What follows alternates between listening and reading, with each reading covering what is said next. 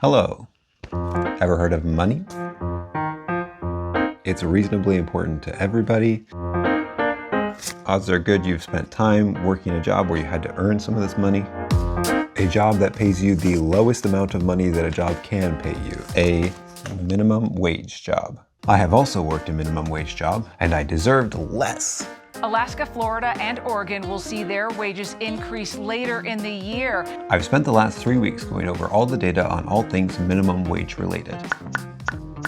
And today you get to hear the sweet deets of everything that I found. California's minimum wage is going up once again, and not everybody's on the same page on if this is a good thing. Supporters and critics debate on whether it's good for employees and business. I'm going to give you what are, in my opinion, the most compelling arguments for both sides. But before I do, let me hit you with some facts. Fact. In this video, I'm going to be covering the pros and the cons of raising the minimum wage. Fact. Each side will get 3 main points to explain their side and then some explainer bits to make it more appealing to the viewer. Fact. Saying fact with confidence is super fun. So you've worked a job that pays minimum wage before, so you know things about this topic, right?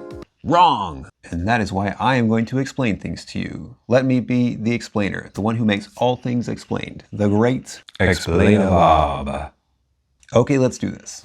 Starting off strong with the raise it perspectives. Boop. Perspective number 1. Raising the wage helps workers to afford basic living expenses and reduces inequalities. If you've already bought a house with your rich person money, then congratulations. The rest of us will be over here unaffording all of them. The full-time minimum wage people will be further over here unaffording them even harder. According to the National Low-Income Housing Coalition, a full-time worker needs to earn an hourly wage of $25.82 on average to afford a modest 2-bedroom rental home in the US. It's not just living spaces that the poor people can afford. Basic things like food, electricity, childcare, Wi-Fi, emotional support, too expensive.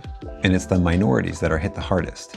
You can see from this chart that women are hit the highest in every single category. Most of the people getting the minimum wage these days are actually the primary breadwinners of their families. They're the ones bringing home that bacon. With such small amounts of bacon and bread brought home, you can't plan for things like emergencies. Bobby broke his arm, a tree fell and smashed the house, Nintendo Switch just started a buy one get one free sale at Walmart.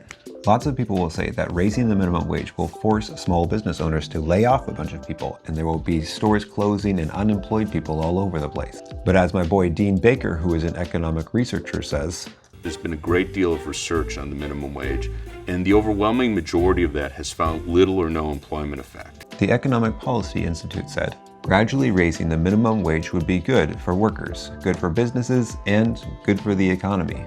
What's that, mommy? You mean we can't afford beans with our rice this month? Perspective number 2. Raising the wage to match inflation and productivity benefits the economy as a whole. It's crazy to think that with inflation or prices going up, the minimum wage has just been chilling in a lazy boy this whole time. Come on, man, get your butt out of there. If you look at this graph, the black line is the value of the wage over the years, the light blue line is that amount put into buying power over the years, and the dark blue line is the productivity of the economy as a whole. Why the gap so big? The federal minimum wage right now is $7.25. That will buy you less than it has at any point in the last 66 years. If you pay people more, you can actually entice them to be more productive and not go find somewhere else to work as soon as a slightly better option comes along. Let's index that bad boy to inflation already. Get those minimum wage workers on the same page as the rest of the economy. Can we just spam the comments with index that bad boy? This professor of economics, Alan Manning, said, as the minimum wage rises and work becomes more attractive, labor turnover rates and absenteeism tend to decline. According to the Huffington Post. Are they a credible source? Raising the minimum wage boosts growth and does not cause unemployment. Look, here's what happens. You pay people more, so they have more money to spend, so they spend more, so businesses have more money to hire people, so they can pay more people, so they can spend more, so they can hire more people. It's a win-win-win-win. Also, if you're one of those people who doesn't like how much the government is spending on economic assistance programs, you're gonna love this. People who make more money don't qualify for things like SNAP or food stamps, which means the government could spend a lot less pumping money into those programs. Let the giant corporations foot the bill for once, am I right? Perspective number 3. Raising the wage has a myriad of social benefits. In this study exploring the effects of $15 an hour on federal minimum wage on poverty, and they found that if the wage went up to $15 an hour, over 7 million people in the US would be sprung right out of poverty. Also, as I said before, raising the federal minimum wage would save safety net programs billions and help ensure businesses are doing their fair share. CBO analysts estimated that it would lift 900,000 people from poverty. You know who poverty affects the most? The youths. And who shows up more to school when they aren't impoverished? The youths. Young people who live in poverty miss a lot of school days over the course of the year. Usually it's because it's hard to care about school when you're malnourished. But sometimes it's because those youths are forced to work to make ends meet. If they make more money at the jobs they're actually working, they could spend less time picking tomatoes and more time taking notes. As Alex Smith, who is an assistant professor of economics at West Point, said, an increase in the minimum wage would lead to a decrease in the likelihood that a low-income teen will drop out. Higher wages also leads to healthier people.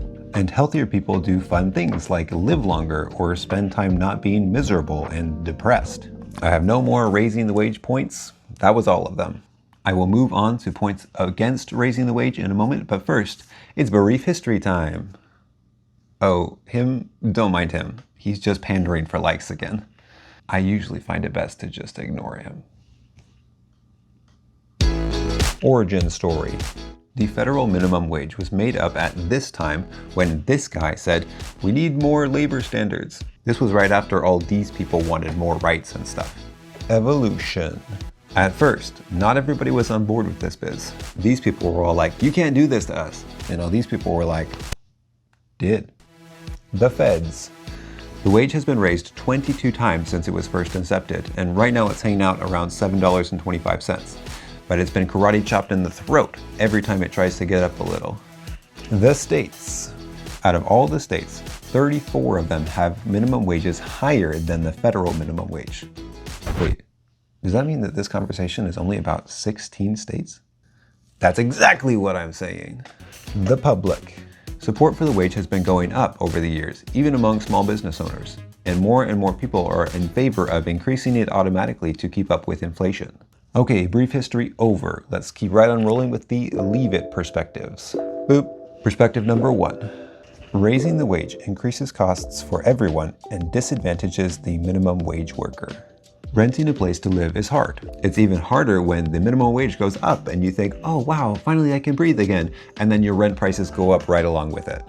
As Lucas Hall, who is the founder of Landlordology, says, raising the minimum wage causes a temporary spike in spending power, but landlords raise rents as tenants are willing and able to pay more.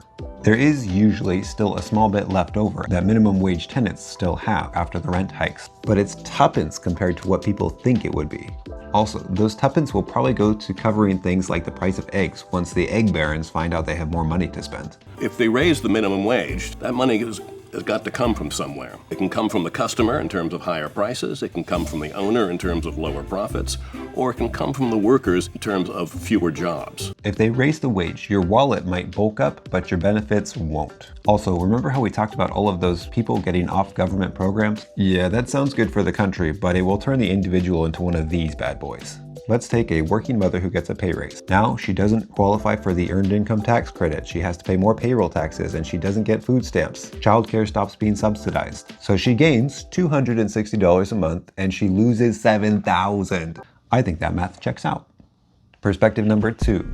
Raising the wage artificially spurs business closures, layoffs, automation, and outsourcing. Let me ask you a question. Who exactly is going to be paying these employees that extra Skrilla? The business? You think small businesses can afford to pay all of their employees an extra $260 a month? I think not. What's the solution? Schedule everyone for less hours. If that doesn't work, just stop scheduling people altogether and tell them to go work somewhere else. If that doesn't work, bare your soul on the altar to the small business gods and ask them why they demand so much and give so little in return. As if fewer hours wasn't enough, they have to start moving everyone's shifts around to cover all the people who aren't working as much. And the workforce descends into begrudgery. So now that you've cut a bunch of hours and people aren't coming to your store as much because the places where those people worked also cut hours so they don't have money to spend, what do? You close up shop because no money is coming in? The White Castle Burger franchise said they would have to lay off thousands of employees if the minimum wage went up to $15. Wait, why am I relaying this? This seems like some obvious BS. Walmart said similar things. Do I trust Walmart's word on this? Not necessarily, but it did make headlines. Let me know in the comments if you've ever been had by an obviously BS headline. Americans view certain professions as being at greater risk of automation. Fast food workers are definitely not safe, but it seems like most people feel like nurses will always be human. Until they aren't. The other option for those who can't pay is to find the labor at a cheaper price point. Get something that never has to sleep and you only pay the price you had to pay for it the first time. Automate that nonsense. Or outsource it to workers overseas who you can pay a dirt cheap price and are super well taken care of. I know because it said so in their pamphlet. According to Mark J. Perry of the American Enterprise Institute, government-mandated minimum wages are always arbitrary and almost never based on any sound economic cost-benefit analysis. Turn the free market loose and it will solve all your problems. Perspective number 3, raising the minimum wage exacerbates income disparities and the cycle of poverty. Looking around at these states, I noticed something. Everything is different all over the place. Price of groceries here, price of groceries there, price of rent here, price of rent there. Look at this graph on household incomes and just look at how it varies from urban to rural. Trying to say that everyone should get the same minimum wage across the board is crazy talk, but especially crazy talk for the poorer communities. A national minimum wage is a bad fit for low-cost communities. If you want to make the minimum wage like something, make it like a pair of tights that give a little. Do not make them like a pair of jeans. We already talked about how businesses would have to cut hours if the wage was higher. And people that don't have as much money are poorer. Do we really want more poor people all over the place? I don't think so. George Reisman, who is Professor Emeritus of Economics, says, the higher the wages are, the higher the cost of production, the higher prices are, the smaller the quantities of goods and services demanded, and the number of workers employed in producing them. It's a domino effect that is nowhere near as delicious as the pizza that would have been delivered if the delivery guy was still employed. In states where we're going to see large minimum wage increases in 2026, I would expect to see a slowdown in the hiring of the least educated, least skilled, most vulnerable workers in those states. Let's turn to high school.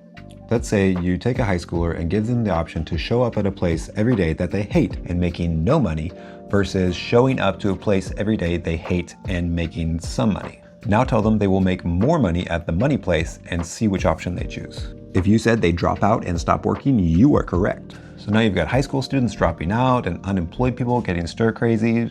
We still think raising the minimum wage is such a great idea. We did it, folks. We solved all the world's problems. Congratulations.